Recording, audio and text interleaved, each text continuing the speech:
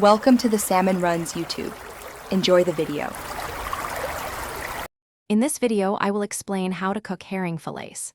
First, ensure your herring fillets are completely thawed if frozen. Pat them thoroughly dry with paper towels.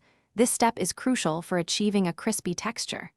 Next, carefully inspect each fillet for any small pin bones and remove them using a pair of clean tweezers. This preparation ensures a more enjoyable eating experience and sets the stage for delicious results. There are several fantastic ways to cook herring fillets, each offering a unique taste and texture. Pan frying is excellent for a crispy skin and tender flesh, requiring just a few minutes per side.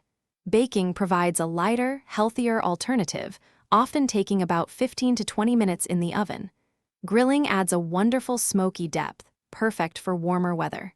Finally, pickling is a traditional method that preserves the fish and develops complex flavors over several days.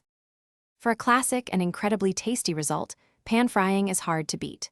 Begin by lightly dusting your dried fillets with a thin layer of flour, seasoned with salt and pepper. Heat about 2 tablespoons of olive oil or butter in a skillet over medium-high heat until shimmering.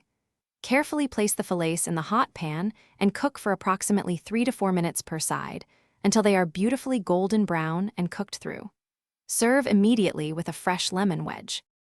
Once your herring fillets are perfectly cooked, the serving possibilities are endless. Pan-fried herring pairs wonderfully with creamy mashed potatoes and a dollop of lingonberry jam, a traditional combination. For pickled herring, try it on dark rye bread with a sprinkle of fresh dill and a spoonful of sour cream. Baked herring is delightful alongside roasted root vegetables and a light vinaigrette. Don't forget a garnish of fresh parsley or chives to brighten the dish. Thanks for watching. Consider subscribing if we helped you.